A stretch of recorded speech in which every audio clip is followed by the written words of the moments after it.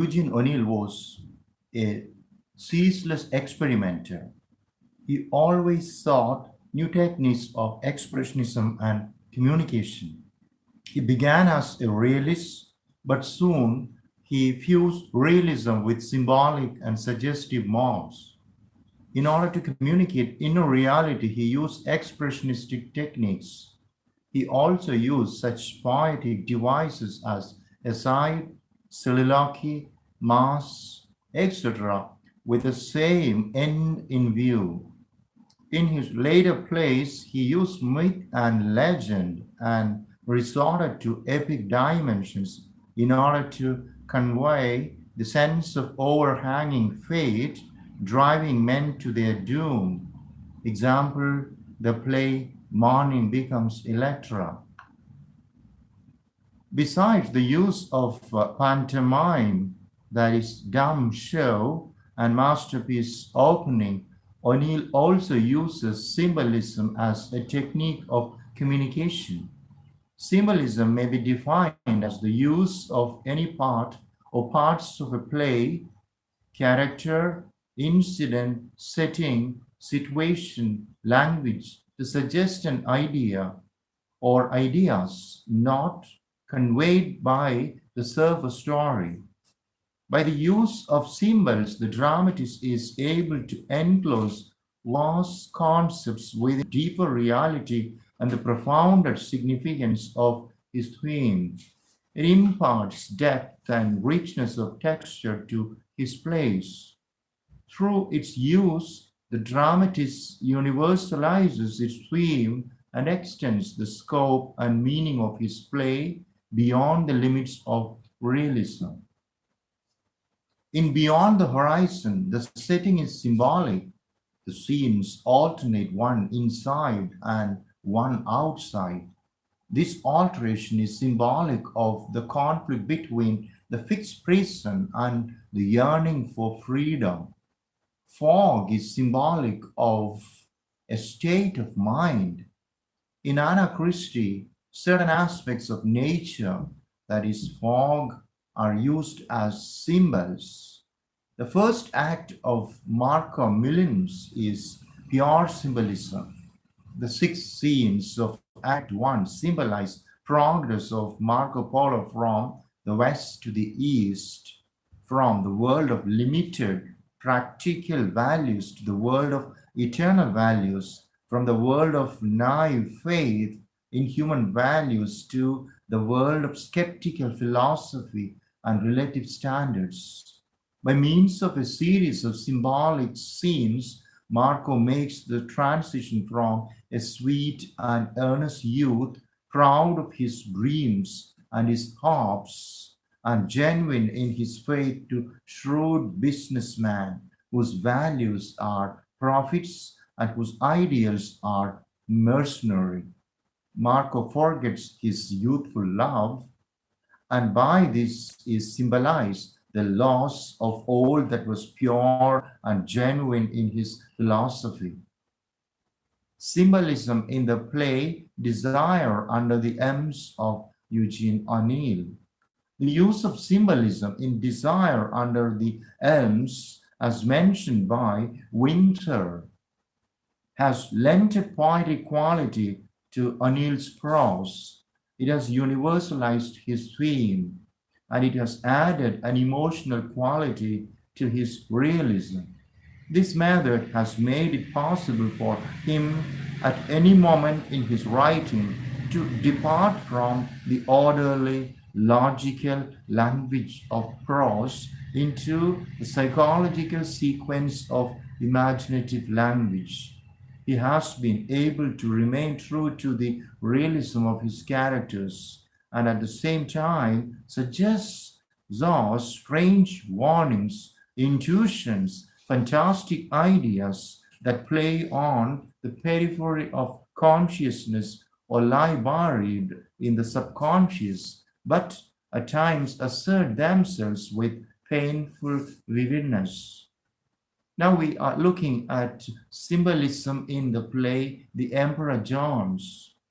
In Emperor Jones, O'Neill uses the symbols of the silver bullet, the great forest, the tom-tom, and the crocodile god.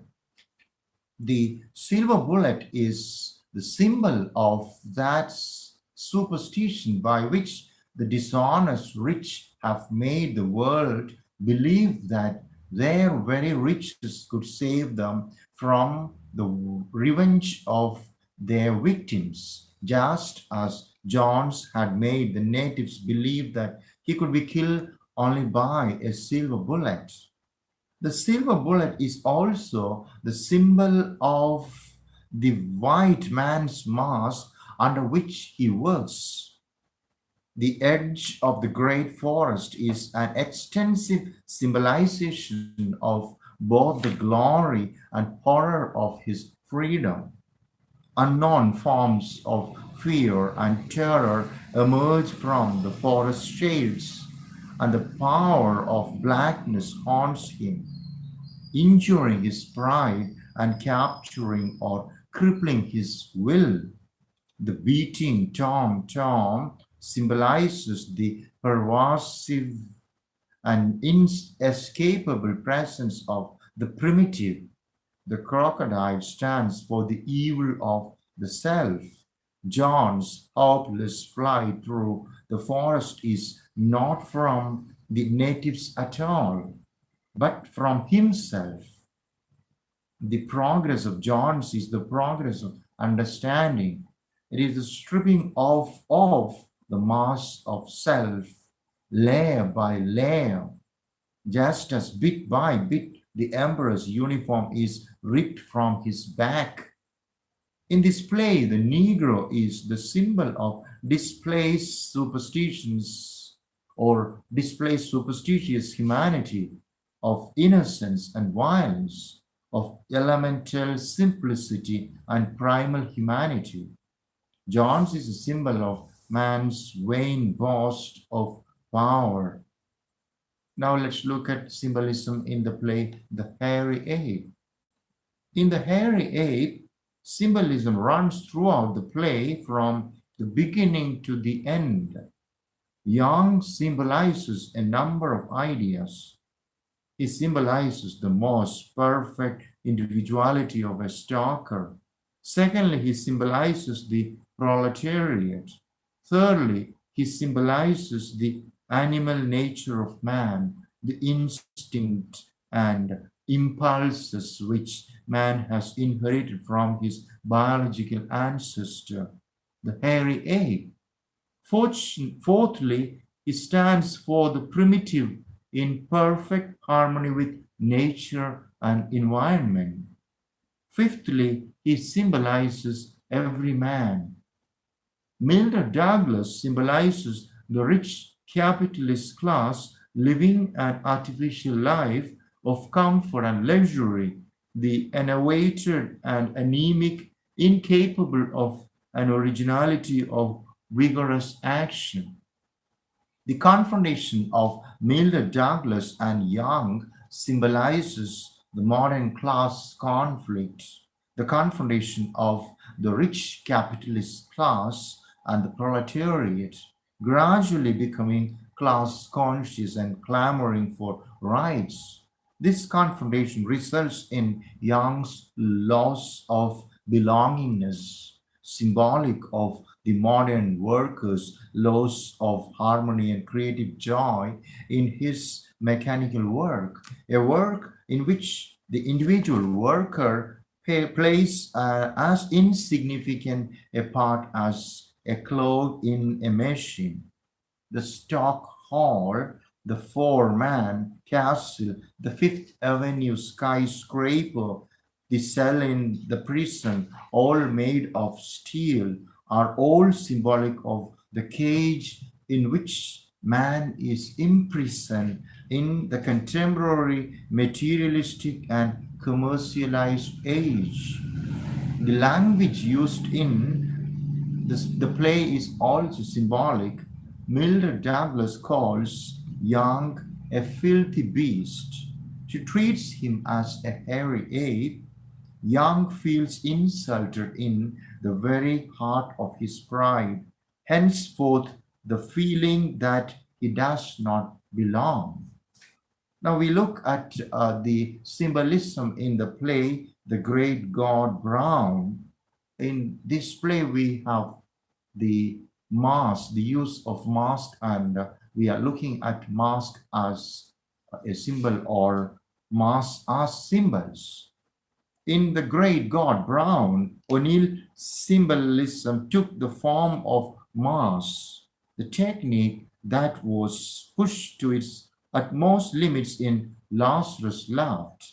In this play, the masks are made to bear a heavy load, for each individual mask represents both age and quality.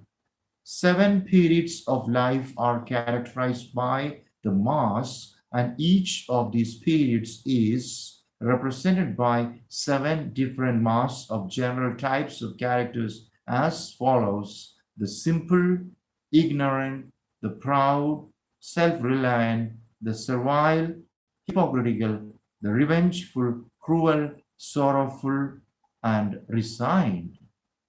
Not only does this symbolism become complex in itself, but as the play develops, it's apparent that the combination of these various types and other that follow creates intricate group symbols that offer in interpretation of life forces at war in the history of our whole Western culture. The play becomes a symbolic interpretation of life in words, in action, in pictorial effect, and in pantomime. This marks the extreme of O'Neill's symbolism, and perhaps it indicates the use of symbols beyond their effectiveness for drama. If the audience is to be considered, it seems clear that some explanation beyond that of the play itself would be necessary. Now we look at symbolism in the play The Strange Interlude and Dynamo. The symbolic devices of aside and soliloquy are used in The Strange Interlude and Dynamo. This kind of symbolism is used to universalize the theme and enlarge the scope of the play. The audience is tacitly required to forget that thoughts are not spoken aloud in the psychological analysis of the characters on stage. In Morning Becomes Electra, Eugene O'Neill has used myth and legend as symbols to give a broad and universal significance to his theme, to make the particular dramatization of the human predicament in general.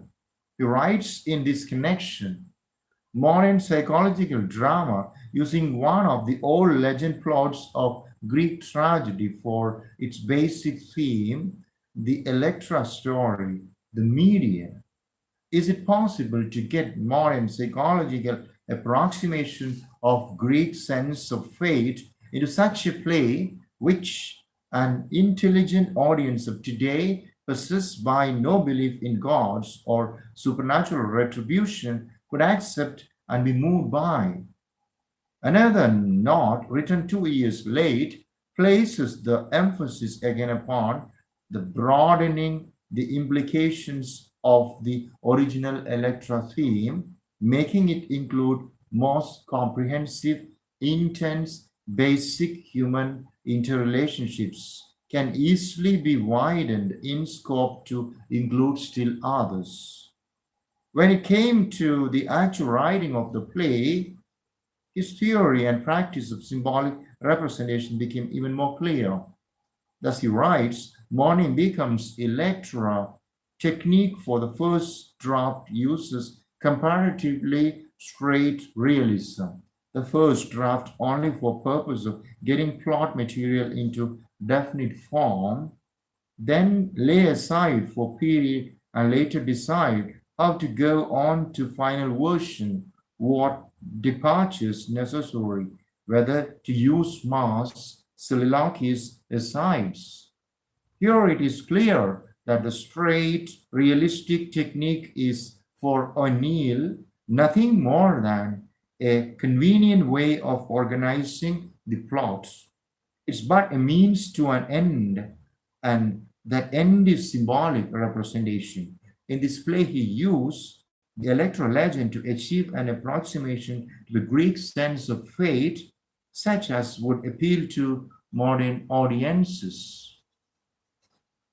In the words of Winther, the critic, it must be inferred from this discussion of O'Neill's use of symbolism that he deprecates the drama which aims at and achieves success in straight realism.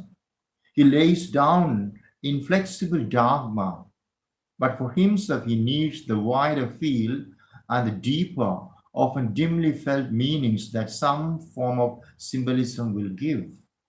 He has written, not mass for all plays naturally, obviously not for plays conceived in purely realistic terms.